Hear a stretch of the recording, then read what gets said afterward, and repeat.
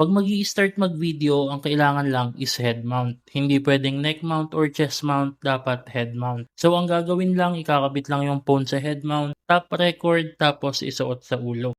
Dapat nakapatong yung head mount sa noo, tapos yung phone naka-landscape, nakatutok pababa. Dapat din kita lagi sa video yung torso or bewang, dalawang kamay, tapos yung pinaka-subject mo.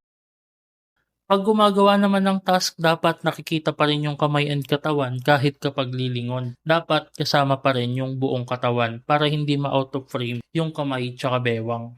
Sa lighting naman, dapat may maayos ka na ilaw para maging malinaw yung buong video. Kung madilim or medyo madilim tulad ng ganito, automatic mare-reject siya. So dapat meron ka talagang maayos na lighting. Next, bawal din yung shaky video tsaka idle hands or naka-steady lang yung kamay. Dapat may ginagawa or palaging active yung kamay mo sa buong video.